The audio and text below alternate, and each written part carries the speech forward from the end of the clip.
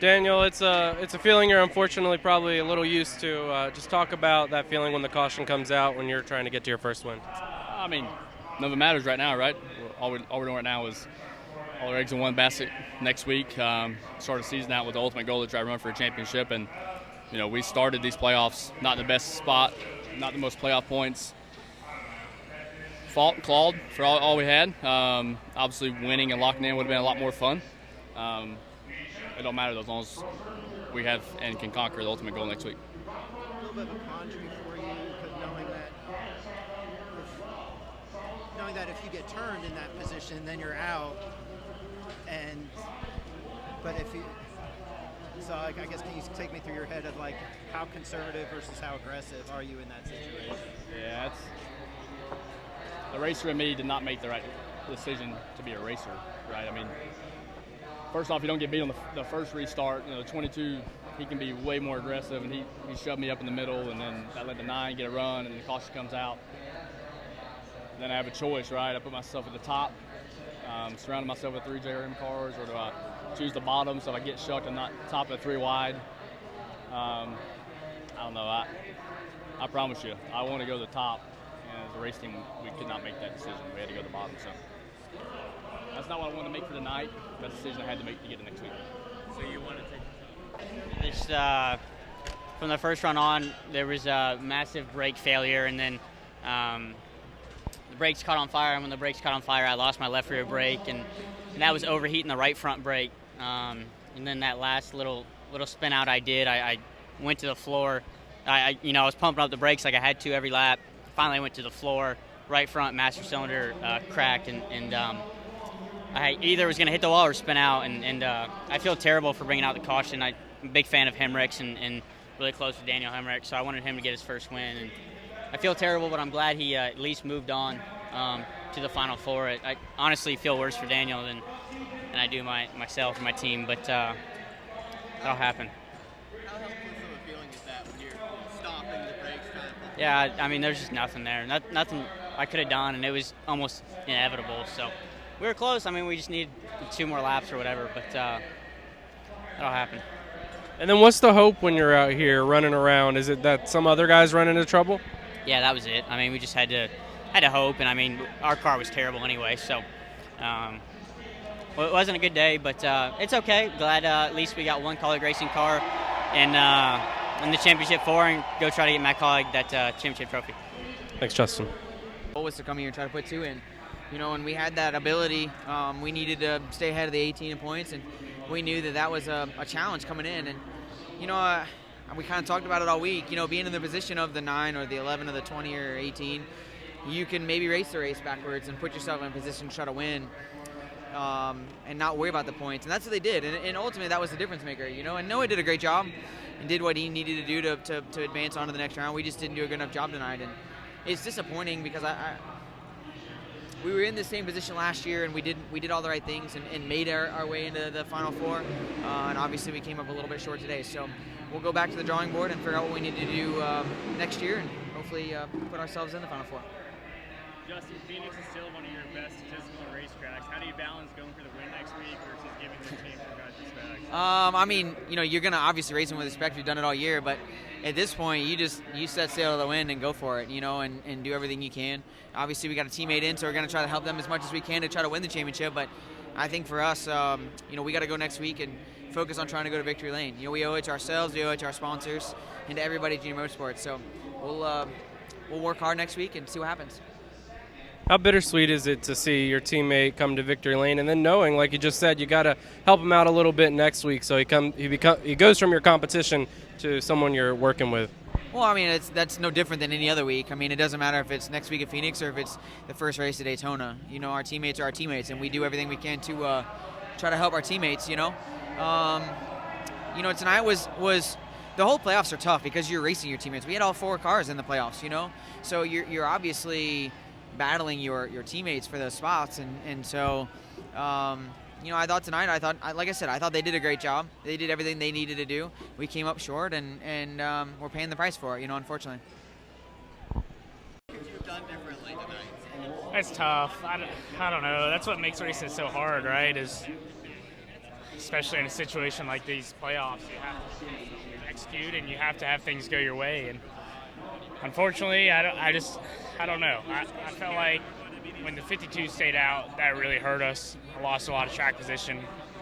Just got put 3 wide on the top at Martinsville. You're going to lose spots, right? So that was really frustrating for me. I feel like that happens a lot in this series, and it tends to hurt a lot of fast guys. I've been hurt by it twice this year in races I felt like I had a chance to win and been crashed or lost position here. Obviously, the deal with Ty spinning out and me, I wish I just could have reacted faster. I just couldn't miss it. So frustrating. It's crazy how Martinsville, if you're not running where we were all night, where we were up front. As soon as you lose it, things can go sideways, and it's kind of just what happened to us tonight. It's just frustrating. We could have, would have, should have. Felt like we could have won last weekend, could have won this weekend. So the speed is there. That's encouraging, but also frustrating, right? Because last year I felt like I won races where I wasn't the fastest guy, and this year I haven't won any, obviously, but also been the fastest guy multiple times and just haven't had it work out. So we'll keep plugging away at it. We're on to Phoenix, go try and spoil the show there, and that's really all we're looking to do now. Absolutely, there's a shot of contact. It's Martinsville, but we're racing for a championship. That's the way I see it. That's how I'd want to be raced, and that's how I intend on racing for a championship. That's what I said after Bristol, and I felt like I had a great opportunity there in 3 and 4, and probably just needed a couple more inches. So really wanted to get the win today, but excited to go next week and have some fun. I've said it throughout the year last year, throughout the year this year. Making the Champ 4 is the hardest thing you can do in a national series, and then at Phoenix in the final race, it's about having your best day, and we have the opportunity to go do that and have some fun. The respect that you gave the 9 in the end, is it fair to say that was you? I've never been picked by Bob before. All right. Somehow I figured out that the 11 was standing right there just for you. That's right. All right. We've now been joined by our race winner for today's NASCAR Xfinity Series Dead On Tools 250 here at Martinsville Speedway, Noah Gragson. And we will roll straight into questions for Noah. If you have a question, go ahead and raise your hand. We'll get the mic to you, and we'll get started. All right. Anyone with questions? All right. We have a question upstairs. We'll go upstairs, and then we'll come downstairs. Go ahead upstairs.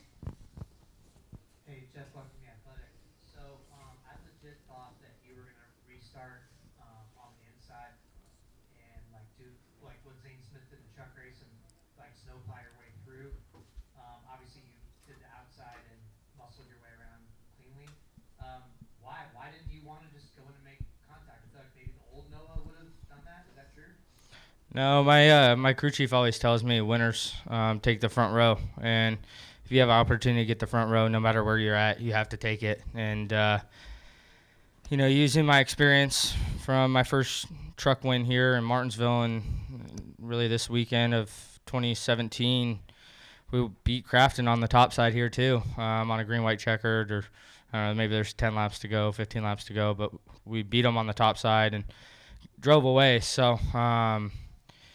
No, I it's really up to. I asked Dave Owens, what do you think, bottom or top? Go second row inside or front row outside, and he said winners take the front row. So, we made it happen. I manned up and got after it, and they gave me an unbelievable car tonight. All right, Bob, go ahead.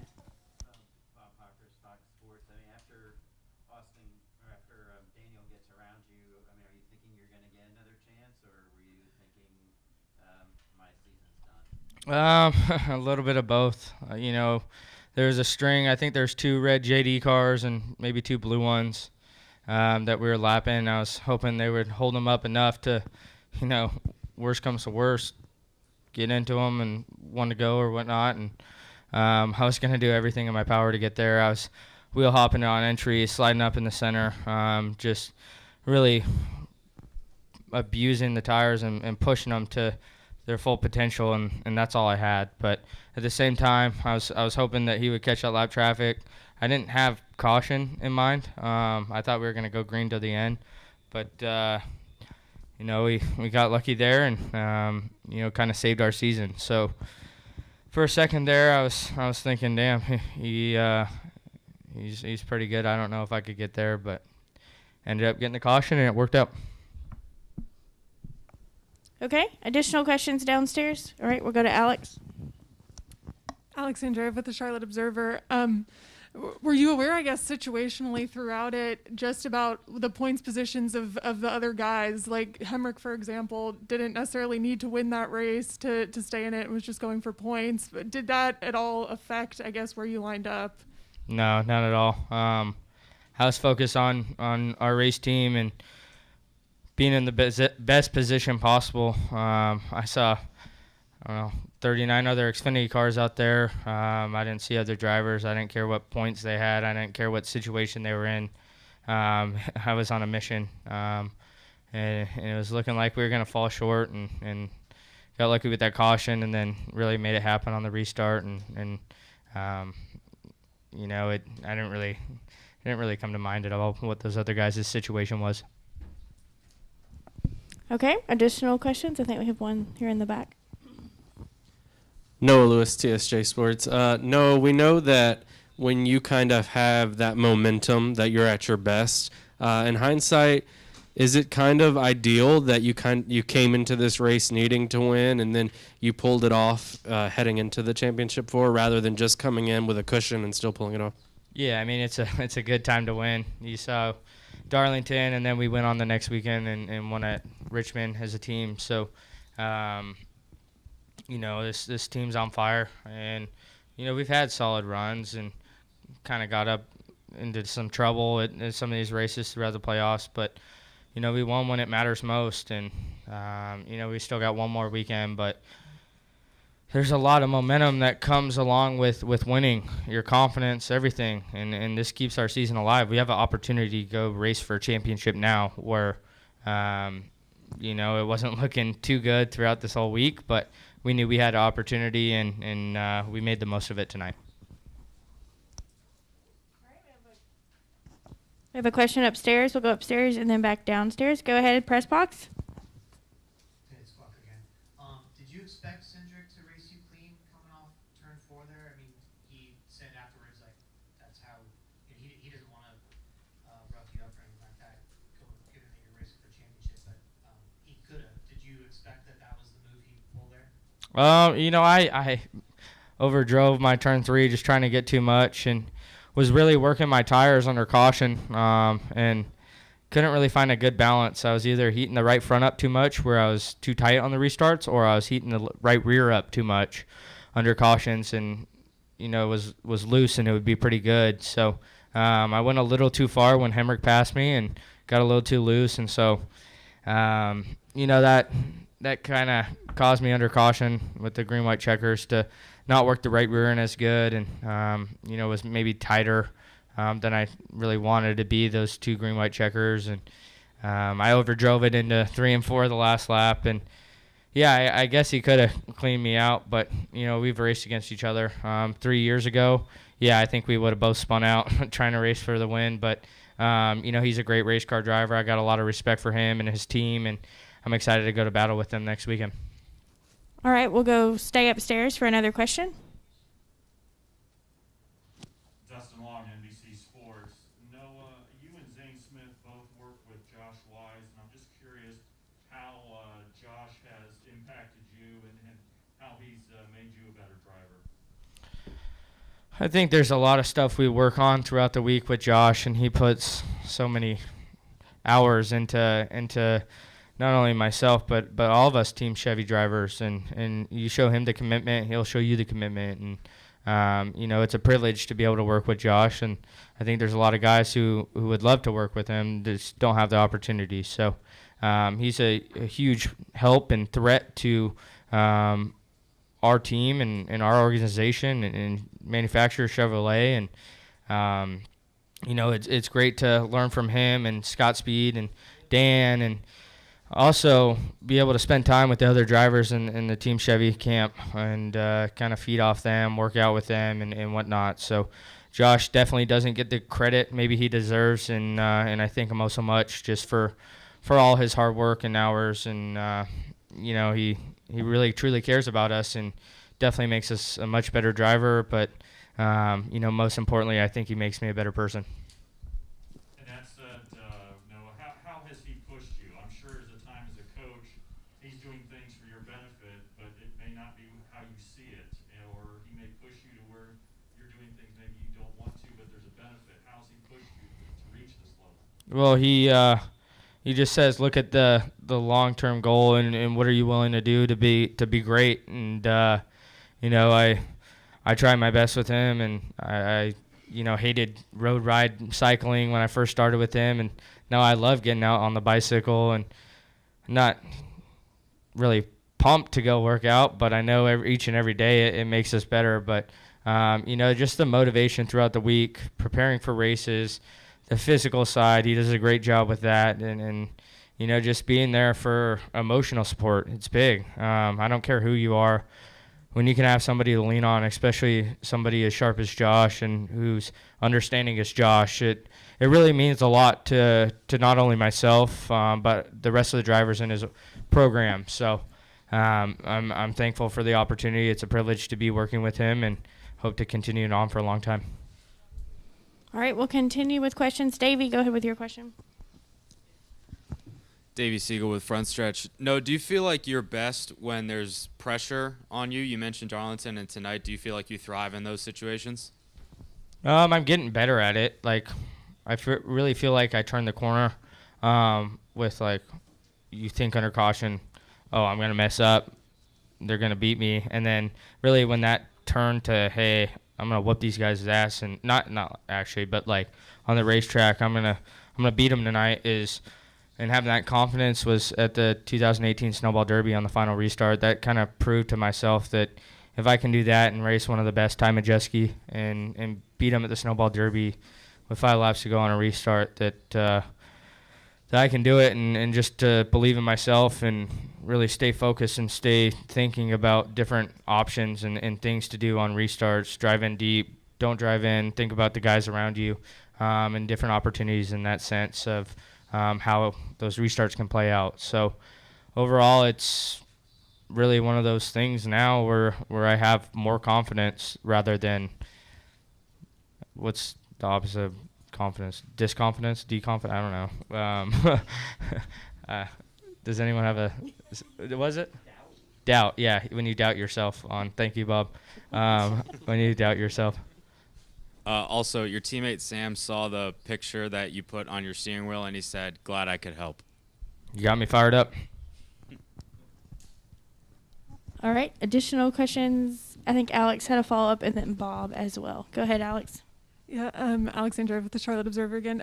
The winners take the front row mentality. Is that something that comes from we thought that we just had a faster car straight up, or was it more based on I think I can outrace these guys? Just solely can go outrace them. When you have an opportunity to restart on the front row, it's an opportunity to go win the race and to get the lead. And that's what we needed to do. When you're behind in the second row, and yeah, you can go move them and whatnot, but there's a lot more of a slim chance to get the lead than getting it on the front row. The same mentality for Phoenix? Oh, yeah. Oh, yeah. All right, Bob. Bob Hawkers, Fox Sports. I don't want to overemphasize this win, but is that the biggest of your career?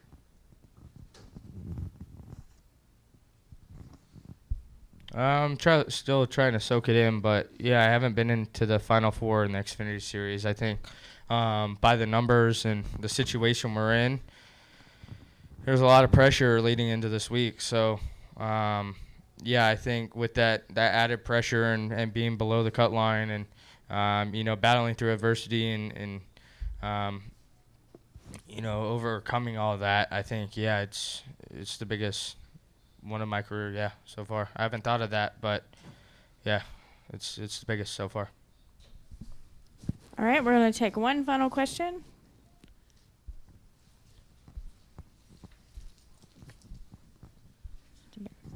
Barry Richmond, Piedmont Broadcasting, WAKG. Over the last few weeks, I know I've heard drivers such as William Byron and Denny Hamlin and others talk about seeing how they are raced differently as contenders, have you noticed that people are racing you any differently or anything like that since you've progressed so far and now are at the Final Four?